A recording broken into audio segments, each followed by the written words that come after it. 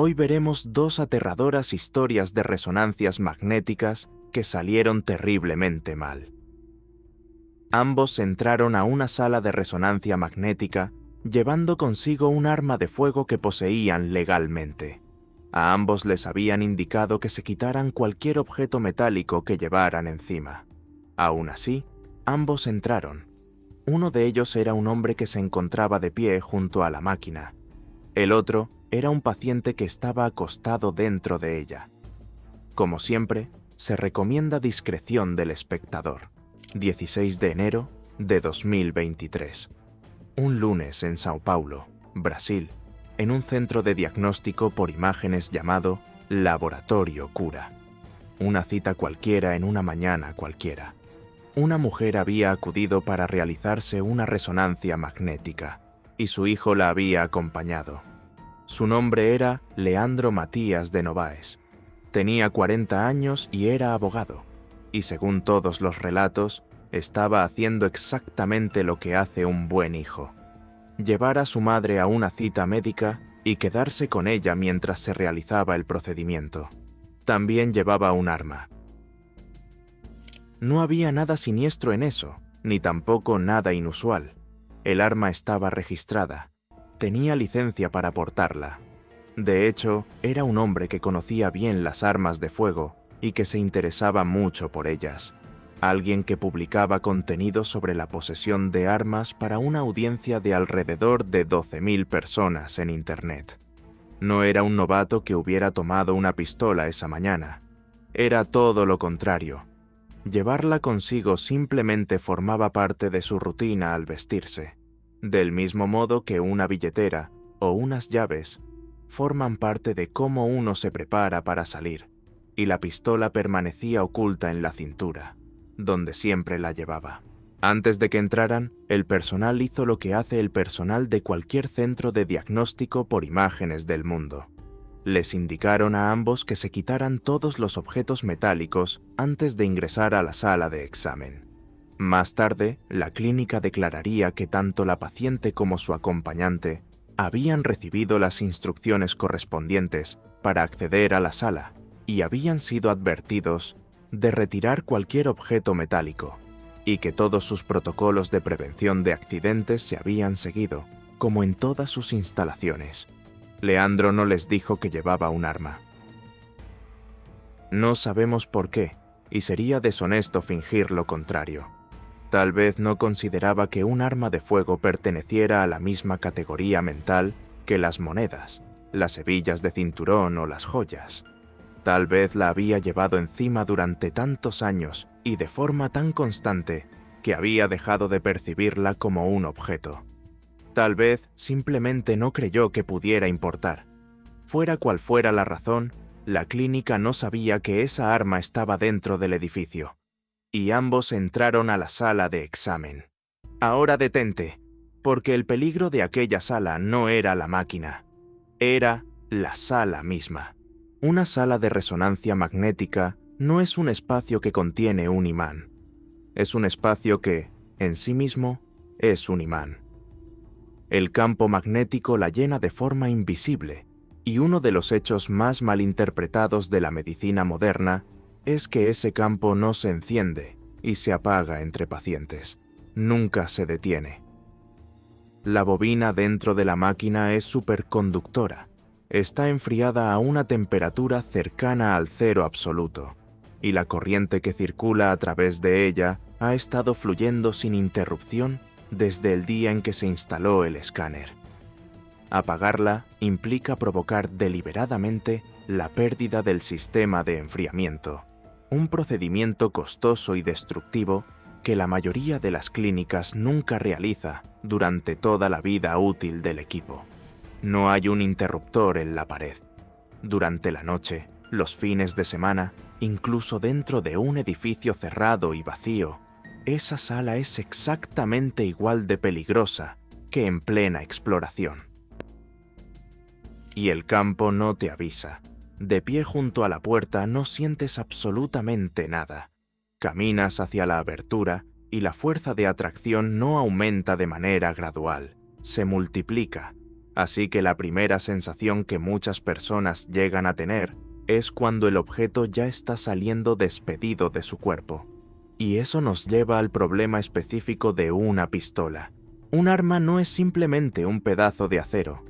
Es un mecanismo, con resortes, fiadores y un percutor mantenido bajo una tensión cuidadosamente controlada, diseñado para que un pequeño movimiento en el lugar exacto dispare una bala. No necesita un dedo sobre el gatillo, solo necesita que sus piezas internas se muevan. Eso era lo que esperaba dentro de la sala de examen de laboratorio cura.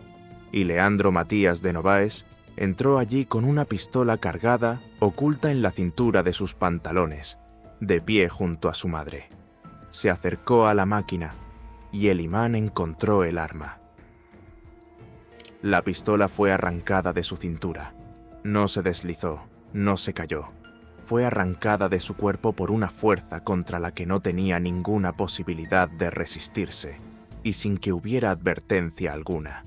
Y en algún punto de aquel instante violento, mientras el arma era atraída, arrastrada y golpeada, el mecanismo hizo lo que hacen los mecanismos cuando algo los mueve. Disparó.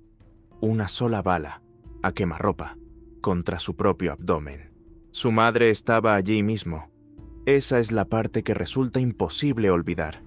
Una mujer acostada en una sala de diagnóstico esperando una resonancia rutinaria, y su hijo recibiendo un disparo frente a ella, de su propia arma, en una habitación donde no había ningún atacante. No había nadie a quien culpar, ninguna discusión, ningún tipo de accidente que alguien en aquel edificio hubiera sido entrenado para imaginar. Una pistola simplemente había sido arrancada de la ropa de un hombre por una máquina y se había disparado. La clínica declaró después que no sabía que él estaba armado, que todos los protocolos de prevención de accidentes habían sido seguidos y que tanto la paciente como su acompañante habían recibido las instrucciones correspondientes y habían sido advertidos de retirar cualquier objeto metálico. Leandro fue trasladado de urgencia al Hospital São Luís Morumbi, con una herida de bala en el abdomen, y entonces aquello dejó de ser un accidente extraño y se convirtió en algo mucho más lento y mucho más difícil. No murió ese día, fue llevado a cirugía y posteriormente a cuidados intensivos, y permaneció allí. Una herida de bala en el abdomen es una de las lesiones más graves que puede sufrir el cuerpo, por todo lo que se encuentra concentrado en esa zona y por la cantidad de daño que una sola bala puede causar al atravesarla. Luchó durante 3 semanas. Durante 21 días, su familia permaneció junto a un hombre que había entrado a una clínica de diagnóstico un lunes por la mañana como un hombre sano de 40 años, aferrándose a la vida mientras los médicos intentaban mantenerlo con vida. El 6 de febrero de 2023, Leandro Matías de Novaes murió a causa de sus heridas. Fue enterrado por una familia que lo había perdido por una cita médica que ni siquiera era para él. Él no era el paciente, no estaba enfermo. Había ido a ese edificio por una sola razón. Su madre necesitaba hacerse un estudio y él no quería que fuera sola. Y aquí está lo que hace que este caso sea realmente importante y no simplemente impactante. Todas las medidas de seguridad que existen entre una persona y un disparo accidental fallaron al mismo tiempo, y ninguna de ellas falló por un manejo irresponsable del arma en sí. La pistola era legal, estaba registrada, la llevaba un hombre con licencia que conocía bien las armas de fuego y se las tomaba en serio. Estaba enfundada y oculta, no siendo agitada, manipulada ni limpiada. Nadie puso un dedo cerca del gatillo. No existe ninguna versión de las normas habituales de seguridad con armas de fuego, ninguna de las reglas que los propietarios responsables repiten durante años, que hubiera podido evitar lo que ocurrió en aquella sala. Porque el peligro nunca fue el arma, era la sala. Las preguntas de seguridad no son simple papeleo. La instrucción de retirarse todo objeto metálico no es una formalidad inventada para hacerte perder el tiempo.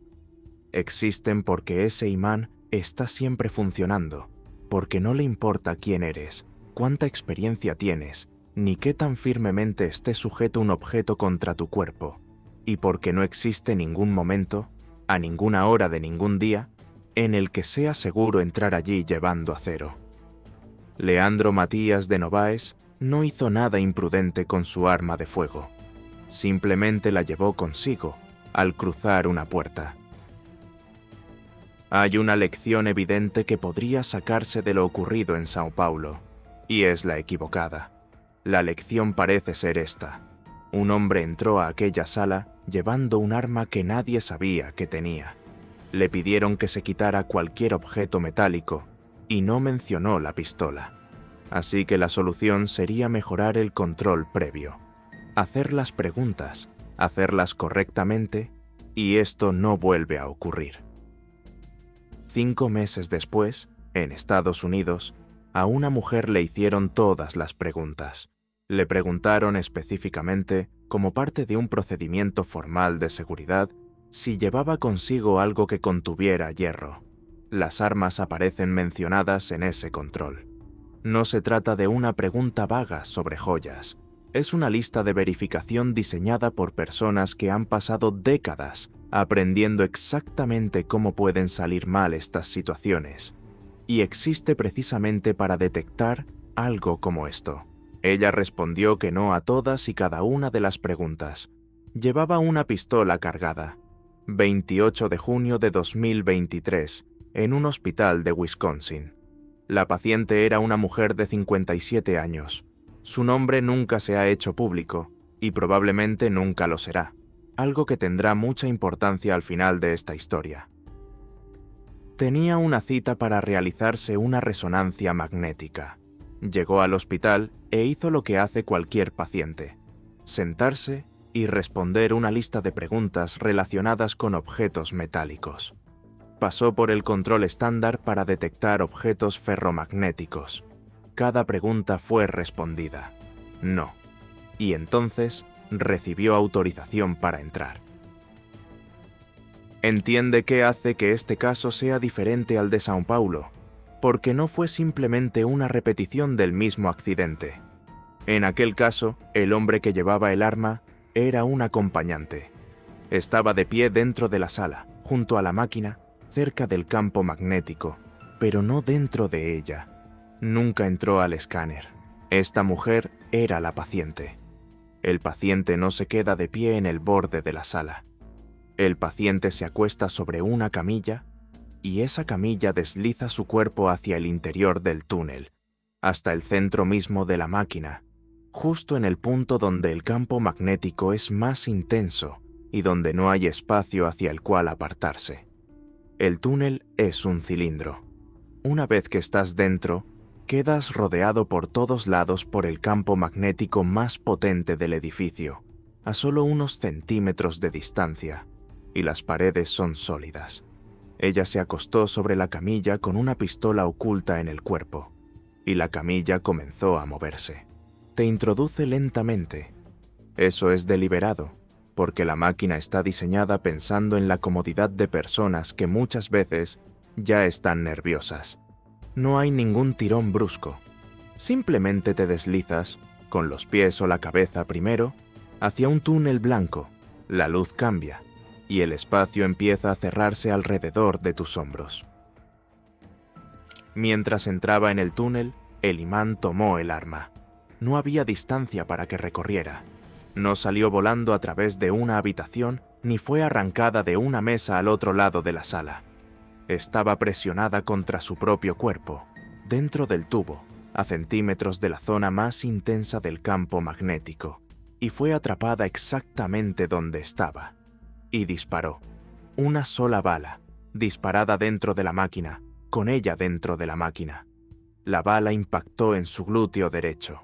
Ahora piensa en la geometría de ese momento, porque aquí es donde toda la historia cambia. Estaba acostada dentro de un tubo con paredes rígidas, en medio de un disparo, a distancia cero. No existe un buen resultado de un disparo a quemarropa. El abdomen está a centímetros.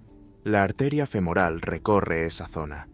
La pelvis está llena de estructuras que no soportan bien un impacto de bala. Un médico la examinó en el lugar. La herida de entrada en su glúteo derecho era muy pequeña. La de salida también. La bala había atravesado únicamente tejido subcutáneo y no había penetrado nada más profundo. Eso fue todo. Esa fue toda la lesión. La trasladaron al hospital como medida de precaución, siguiendo el protocolo, donde fue examinada y tratada, y después regresó a casa.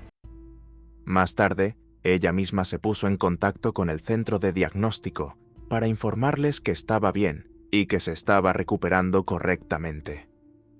Un arma cargada se disparó dentro del túnel de una máquina de resonancia magnética, con una persona dentro, a quemarropa, y el resultado fue una herida superficial y una llamada telefónica para decir que se encontraba bien. La diferencia entre eso y un funeral fue el ángulo del cañón. Nada más. No el entrenamiento, no el control previo, no el diseño de la máquina, ni la decisión de nadie. El arma simplemente estaba colocada en un ángulo que hizo que la bala atravesara una de las zonas menos peligrosas posibles de su cuerpo, y si hubiera quedado ligeramente girada dentro de su ropa al acostarse, esta sería la historia de una mujer que murió por su propia arma mientras estaba dentro de un escáner hospitalario. Y eso nos lleva a la parte que realmente debería preocuparte. No escuchaste hablar de esto cuando ocurrió. No hubo cobertura en las noticias en junio. No hubo conferencia de prensa, ni titulares, ni comunicado público. Un arma se disparó dentro de una máquina de resonancia magnética en un hospital estadounidense, con una paciente en su interior, y el público no supo absolutamente nada. El caso salió a la luz en diciembre, aproximadamente 6 meses después, y lo hizo de la manera más seca posible. Alguien presentó un informe ante la Administración de Alimentos y Medicamentos de Estados Unidos. No fue un comunicado de prensa, ni una declaración oficial, ni una llamada a un periódico. Fue un informe de incidente relacionado con un dispositivo, uno de esos formularios que hospitales y fabricantes presentan en enormes cantidades en todo el país, describiendo fallas y lesiones, con el lenguaje plano y procedural del papeleo. Hay cientos de miles de ellos. Permanecen en una base de datos pública que casi nadie fuera de la industria de dispositivos médicos ha abierto alguna vez, archivados bajo la máquina y no bajo la persona, y son leídos por reguladores, abogados y prácticamente nadie más. Ahí fue donde este caso permaneció durante medio año. Una mujer que recibió un disparo dentro de un escáner, registrada como un incidente de dispositivo, en una fila junto a todo lo demás. Y entonces, un periodista se puso a revisar esa base de datos y lo encontró. Esa es la única razón por la que este caso existe públicamente. No porque un hospital lo anunciara, no porque alguien diera una conferencia de prensa o emitiera una advertencia para otros centros de diagnóstico, sino porque se presentó un informe y, meses después, alguien dio con él y lo leyó. Piensa por un momento en lo que eso significa. Un arma se disparó dentro de una máquina de resonancia magnética, en un hospital estadounidense, con una paciente dentro del túnel, y la forma en que el país se enteró fue porque un periodista estaba revisando documentos regulatorios en busca de algo interesante. Así que la pregunta obvia es la que nadie puede responder. Si un incidente de esa gravedad puede ocurrir en junio y llegar al público en diciembre a través de una entrada en una base de datos, entonces, ¿cuántos de estos casos ocurren realmente? No las muertes. Las muertes son imposibles de ocultar, porque un cuerpo genera un informe policial, una autopsia y una familia que quiere respuestas. Es todo lo que queda por debajo de esa línea lo que desaparece de la vista. La bala que terminó incrustada en una pared en lugar de en una persona. El arma que fue arrancada y salió despedida por la sala, golpeó la máquina y no se disparó. la pistola que salió de una cintura y simplemente quedó pegada al costado del túnel, y fue retirada discretamente por un técnico y un ingeniero del fabricante, para luego quedar registrada únicamente como daño al equipo. El incidente que se resolvió internamente, sin lesiones, y se dio por cerrado. Nada de eso aparece en las noticias. La mayoría de esos casos, por diseño, ni siquiera generan un titular dentro del propio hospital donde ocurrieron. Y esto es lo que hace que el problema sea más que una preocupación abstracta. Cada uno de esos incidentes silenciosos es exactamente el mismo accidente que este. La misma física, el mismo fallo en el control de seguridad, la misma arma cargada dentro del mismo tipo de sala. La única variable que decide si termina convirtiéndose en una noticia nacional o en una línea dentro de una hoja de cálculo es qué terminó golpeando la bala. Y eso es exactamente lo que demuestran estos dos casos. Dos personas, con 5 meses de diferencia y en 2 continentes distintos, entraron a una sala de resonancia magnética, llevando consigo una pistola que poseían legalmente. A ambas les habían indicado que se quitaran cualquier objeto metálico antes de entrar. Ambas entraron de todos modos. El imán encontró las 2 armas y las 2 se dispararon. Uno de ellos fue enterrado. La otra llamó a la clínica para decir que estaba recuperándose bien. Y lo único que separó esos 2 desenlaces fue la dirección hacia la que, por casualidad, apuntaba el cañón.